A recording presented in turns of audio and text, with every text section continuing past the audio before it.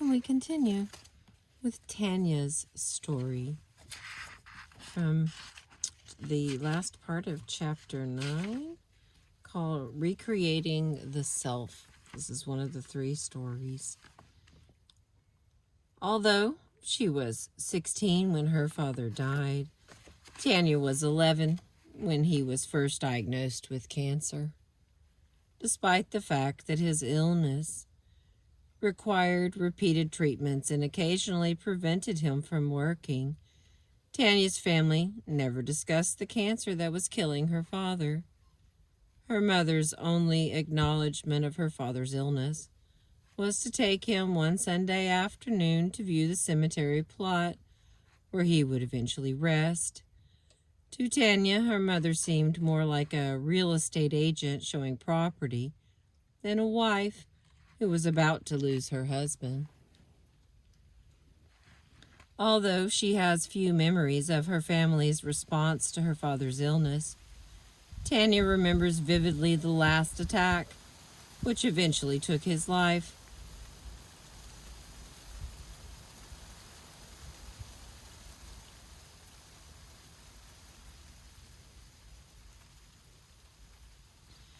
In the fall of my 11th grade year, I was doing my homework upstairs in our living room one night, and my mother came to the stairs and yelled for me to come down.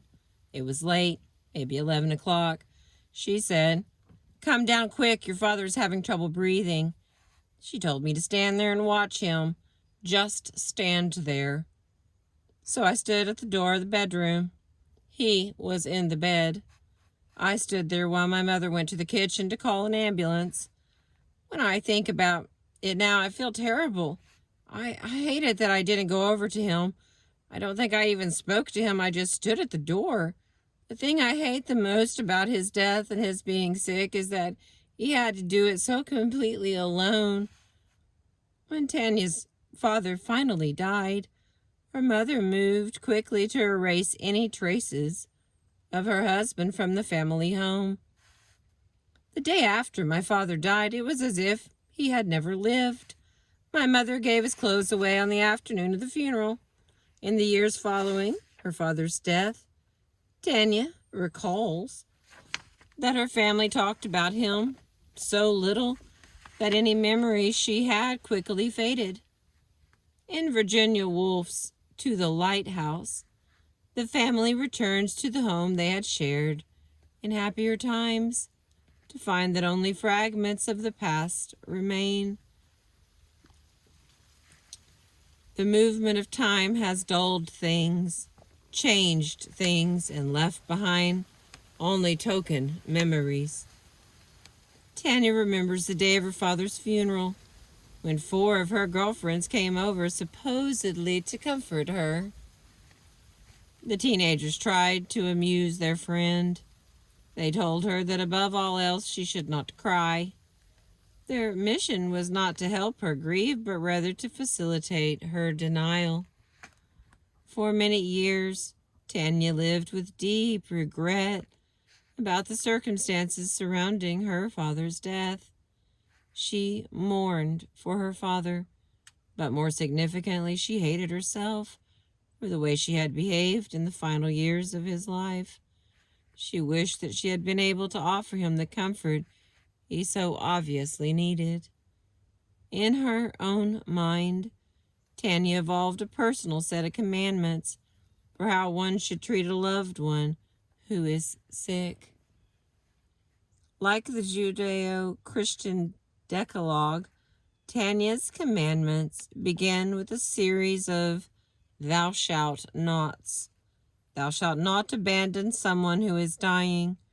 Thou shalt not deny the illness. Thou shalt not impose your own vision of death on someone else. Her commandments conclude with 2 positive prescriptions. Thou shalt remember the deceased, and thou shalt make space for a child to grieve. Life rarely presents one with a chance to replay the past, a chance to go back and relive an experience, doing it differently this time. For Tanya, however, the illness of her lover in adulthood allowed her the opportunity to recreate the circumstances of her father's death. In her late 20s, Tanya, a lesbian, met a woman with whom she was intrigued. The two began dating, and quickly the friendship developed into a serious and intense romance. Tanya began to think that she had at last met the person with whom she could spend her life. Shortly after, returning from a vacation to the beach, Tanya's lover discovered a lump in her breast. The woman was diagnosed as having breast cancer, and surgery was recommended. Tanya's first response was to panic. I grew up with this thing looming over me, and now I was in it again. Tanya remembers her own first commandment: Thou shalt not abandon someone who is dying. She never seriously considered breaking off the relationship just because her lover was sick. I was crazy about her, and I never thought of ending it. Throughout the illness, Tanya and her lover openly discussed the cancer. When she was a child, Tanya had experienced the pain of denial as her family colluded in pretending that her father was not sick. Tanya's second commandment was, do not deny. Tanya's lover recovered successfully from surgery, and her prognosis was excellent. Several years after the cancer was first discovered, she was pronounced cured. At this point, the couple made a decision to adopt a child. Several years after the birth of their daughter, Tanya's lover's cancer reappeared. This time the prognosis was not favorable. Tanya's daughter repeatedly asked what was wrong with her mommy, that her mommy needed to go to the hospital so often. The couple decided that they would explain cancer to the child in language that she could understand. They told her that cancer was confused cells and that mommy was sick. When the 6-year-old girl asked if her mother was going to die, Tanya's lover responded, I hope not. The couple also decided not to shield their daughter from the obvious physical changes that occurred as the result of chemotherapy. Tanya's daughter saw her mommy's bald head and felt comfortable helping her mom adjust the wig she wore in public. Tanya was determined not to impose some right way to die on her lover. The dying woman would be allowed to meet death on her own terms, even if that was uncomfortable for Tanya. Moreover, Tanya felt that it was imperative that their daughter felt some way to be included in the death of her mother. Tanya's daughter saw her sick mommy every day in the last weeks of her illness. When she was told finally that her mommy had died, Tanya's daughter asked, Can I see her, please? She was allowed to see her mother's lifeless body, and after a few moments she turned away. She had many questions for Tanya, questions that Tanya would answer again and again over the next several months. Just as Tanya had allowed her lover to die in her own way, she has allowed her daughter to grieve in a way that fits the little girl's personality. Tanya's daughter is a sensible and pragmatic child who likes to know the reasons for things. Occasionally, Tanya will cry openly in front of her reserved and less emotional daughter.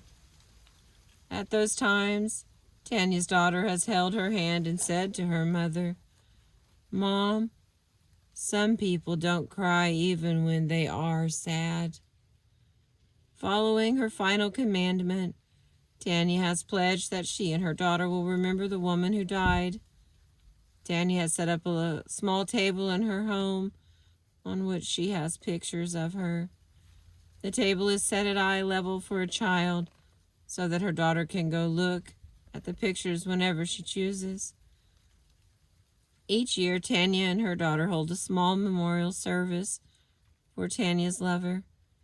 They tell stories and they remember the woman they both loved.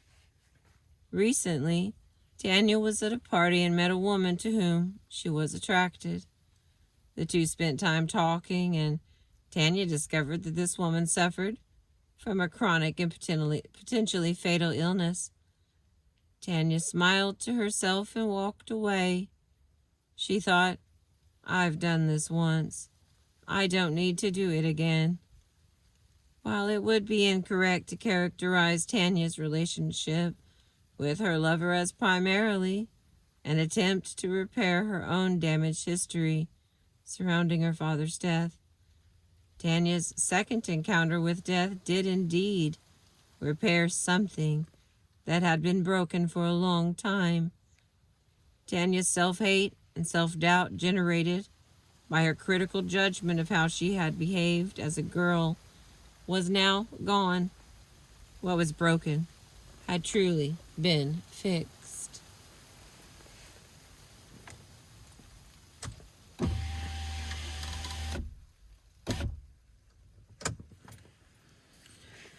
Alright, the last story of this part is Brent's story. After his father's death, Brent became the man of the house.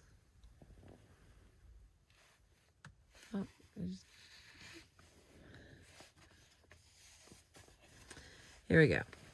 After his father's death, Brent became the man of the house. He was only 12 years old, but he assumed the role of head of the house. Brent helped his mother with routine activities, like shopping and paying bills, and he also provided support and care for his brothers. Occasionally, Brent felt overwhelmed. He was, after all, only a boy.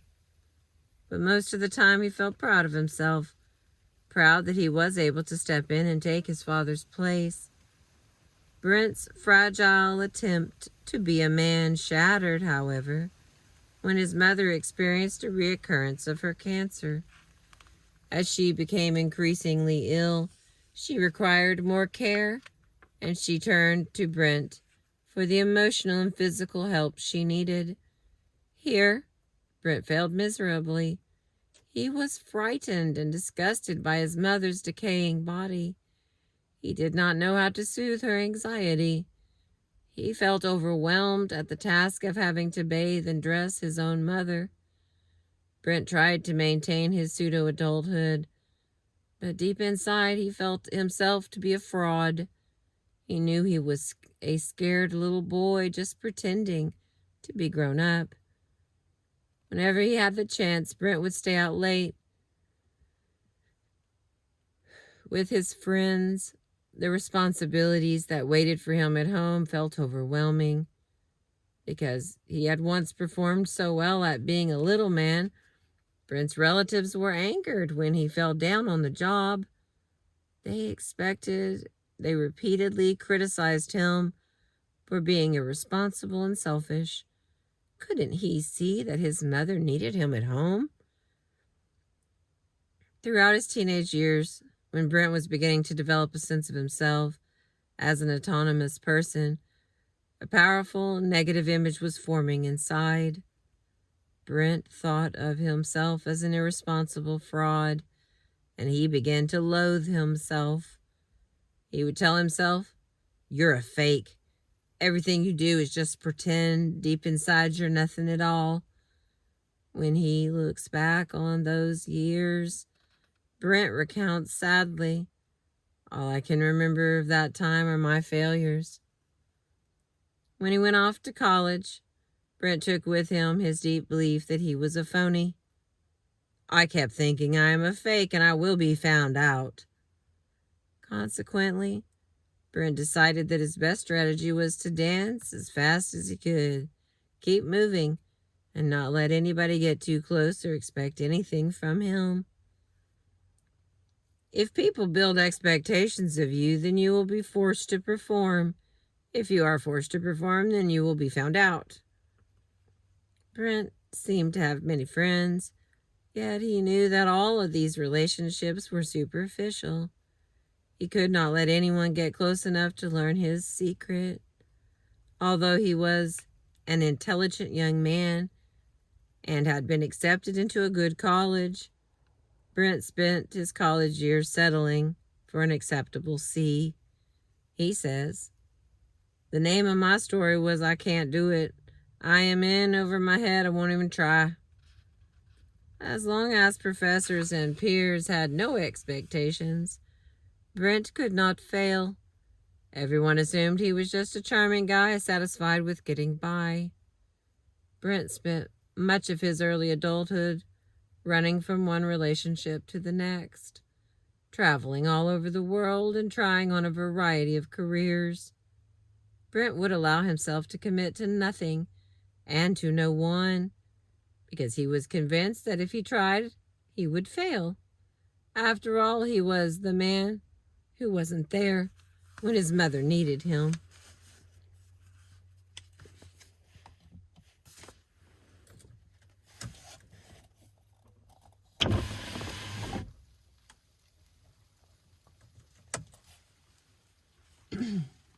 Excuse me. In his late 30s, Brent married, finally finding a woman who could see past his public bravado and reach the vulnerable child who was trapped inside. His marriage presented Brent with the first opportunity to repair the self-hate he had carried since childhood. Early in their marriage, Brent's wife developed a serious but mysterious illness from which she suffered for many months before recovering. She was weak, feverish, and chilled, yet doctors could find no easy explanation for her symptoms.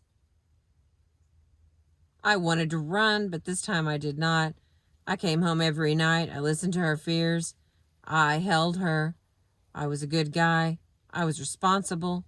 I wanted to be responsible this time. It was my choice, and I felt good about it." At one point, Brent's wife said to him, "I wouldn't blame you if you went out and had a good time. I know it can't be very much fun staying here with me." Brent realized that the worst thing that he could do for himself was go out and have fun. I needed to come home and be a man this time. It was surprisingly easy to do. Brent was no longer a boy pretending to be a man. This time he was a man acting responsibly toward a woman he loved. This time Brent had the maturity and the experience to be there with someone who was sick. After years of floundering professionally, Brent went to graduate school and obtained a degree in social work. He worked as a general counselor, not specializing in a particular type of therapy or working with any special group. Then AIDS came along, and I said to myself, "This is it. This is my work. I have something to give." When Brent sat with a young man who was suffering with AIDS, he could understand the man's fear and helplessness. He could empathize with his client's inability to accept the dramatic changes that were happening inside his body. As Brent sat with his patient, he remembered his mother and the terrible physical decay that had preceded her death. He remembered her fear and her confusion. This time he did not run away. He used his memories of the past to help him be there for his patient in a caring and humane way. Brent now runs a clinic that provides a range of services to AIDS patients. Not only do Brent and his staff provide counseling, they also help people with AIDS obtain needed medical and social services. This is my life's work. The hand was dealt from the beginning. Now I know how to play it, and I think I am a whole person because of it. People come to me with their lives, and I can help them. People turn to me and say, "I don't know where I would be without you." I finally know who I am. The boy who was a fraud has become the man with something to offer. This time, Brent is not playing at being an adult. The experiences of his childhood have equipped him to be a genuine and caring companion to those who are dying.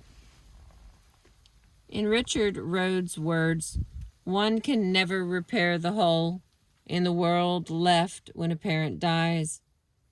However, one can fill in some of the edges. Many individuals are given the opportunity in adulthood to repair some of the effects of the trauma they experienced years ago.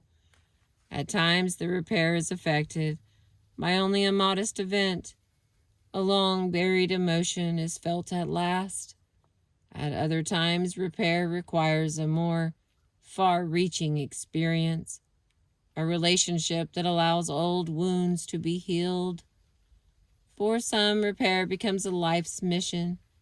The artist, the healer, or the writer who turns his or her own private attempt to fill the void into a creative act shares his or her repair with others.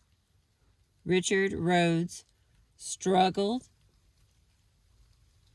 with the terrifying insecurity he felt after his mother's death in the books he wrote.